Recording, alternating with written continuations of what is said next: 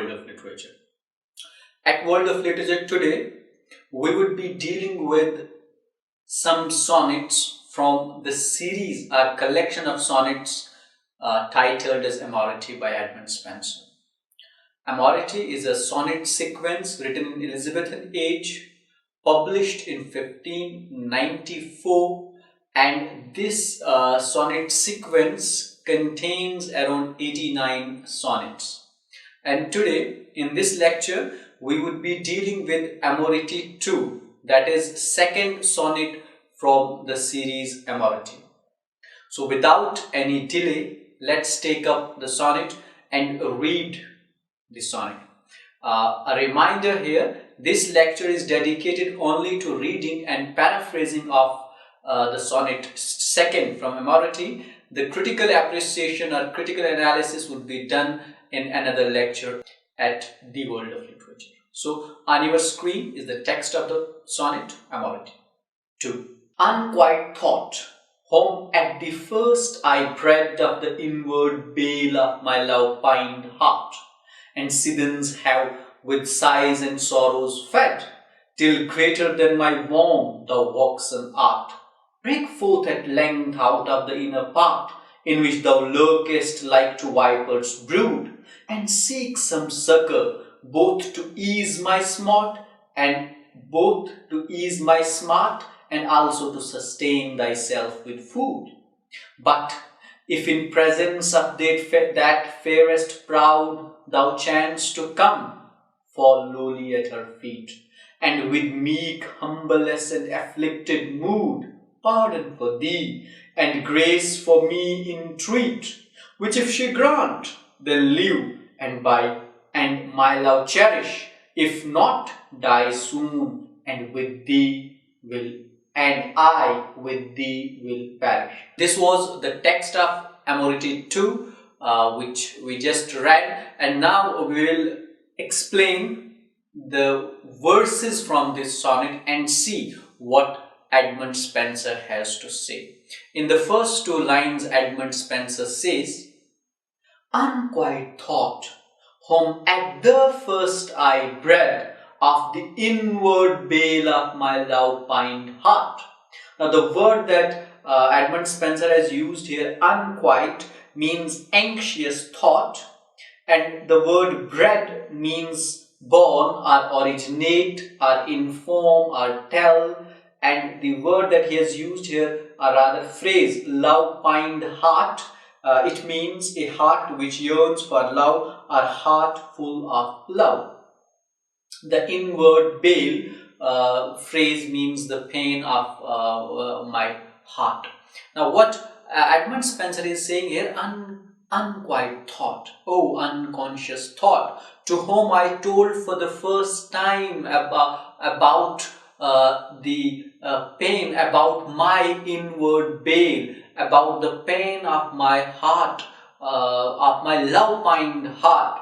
You know, this idea of love which arose for the first time inside me, it came because of this unconscious thought. It was born out of the anxious thought, or I told for the first time about it to the anxious thought, or it could be like it was because of that anxiousness within my thought that this love arose inside my heart, inside this heart which was yearning for love, which was looking for love. And since this has happened, Edmund Spenser says, and seasons have with sighs and sorrows fed. The word that he has used here, seasons, means since.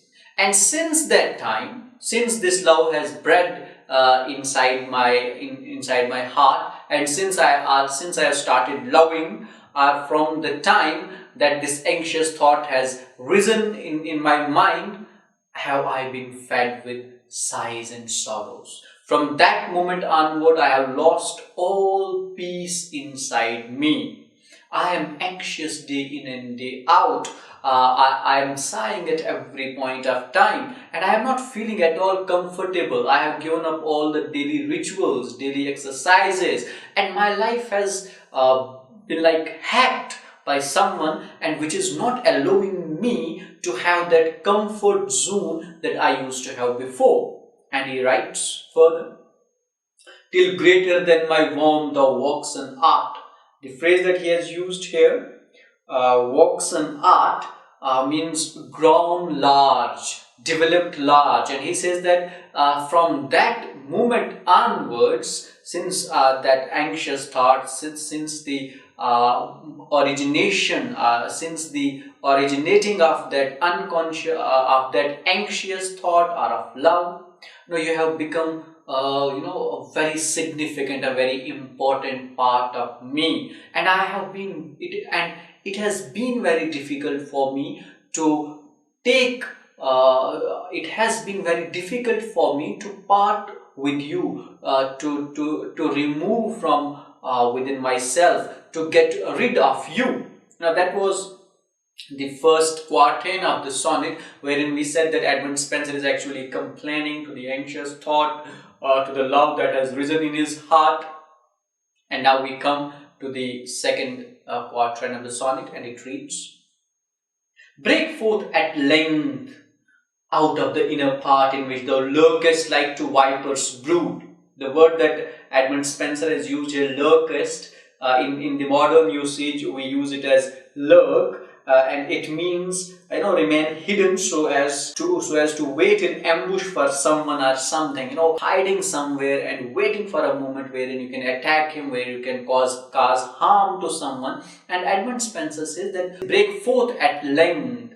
You should just go away from my inner part. You have been there in my heart, you have been there in my mind. You should not be there anymore. Just leave me at peace. Why? Because thou have been lurking there like a viper's brood. Now you have been hiding somewhere inside me, and you have been waiting for a moment where you can cause more harm to me, where you can cause more pain to me. And he compares it with viper's brood. Now this viper's brood is a phrase which he has taken from Bible, and it actually means an evil generation, or an evil person, or a wicked person. So this love that has risen in the heart, or this anxious thought that has been there in the mind and heart of the poet, is actually a viper brood, is actually a wicked thought, is actually an evil thought, because this thought has been causing a lot of trouble to the poet, and which he has already explained in the first quatrain. He writes further, and seek some succor both to ease my smart and also to sustain thyself with food. And he said that you must find some way. Succor means aid, help. You must find some help, you must find some aid, wherein even my pain will be, diminished, will be decreased to a greater extent, to ease my smart. The word smart that has been used here by Edmund Spenser means pain, which can help me to reduce the pain, and also sustain thyself with food. It's not a good idea that the love that has come in my heart, it feeds only on sighs and sorrows. You can have food also besides that and sustain yourself with that. Why is it that you need only sighs and sorrows? That is something that I cannot afford for a longer period of time. He writes, but if in the presence of the fairest proud thou chance to come. Now there is change of theme in the third quatrain. He says, but if she comes in front of you, or if you chance to come across her home, across his beloved, with whom he has fallen in love, or the meaning of this verse would be like, if you get a chance to express you in front of her. For example, if I get a chance to express my love to her, what should you do? He calls her beloved as fairest proud. What should you do?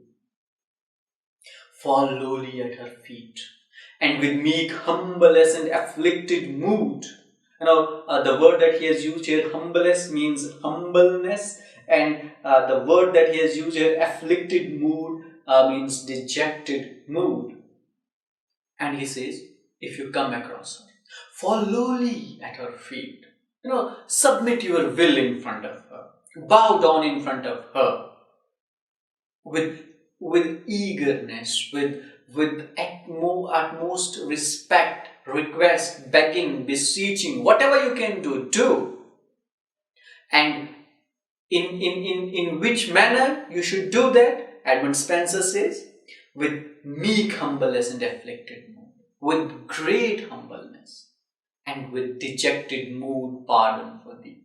And since your mood is dejected, is afflicted, is dejected, because this is what an incomplete love provides to the people. The lover whose love is not fulfilled is mostly in a dejected mood, and you should pardon from thee for this, that you are not in the best of your mood, you are not happy, you are not smiling, but you are dejected. You must pardon from her for this act of yours, for this dejected mood of yours. And what should you do further? And grace for me, entreat. The word that he has used here, entreat, means beseech or beg earnestly, and what you should ask her, grace for me, some relief for me. Grace for me would also mean ask her to accept my love. Ask her to accept my proposal. Ask her to appreciate my feelings. Ask her to understand my emotions. And then he concludes the sonnet, which if she grant, then live and my love cherish. If not, die soon, I with thee will perish. And if this wish is granted, if she accepts my love, if she accepts this proposal, if she accepts this offer, then we will cherish, we will celebrate, we will enjoy this love. If not, if she denounces my request, if she rejects my proposal, then die soon. Then it's better to die. And he concludes, and I with thee will perish.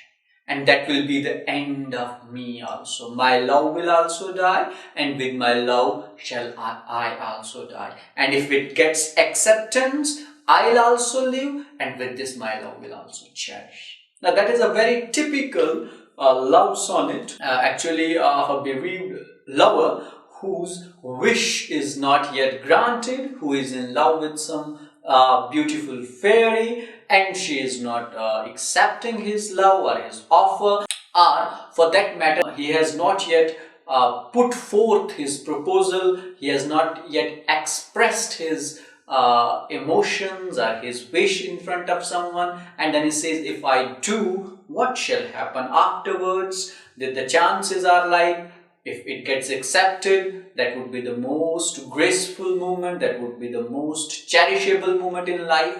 But if not, then die soon. Then it's better to die rather than live. That was Amoretti's second.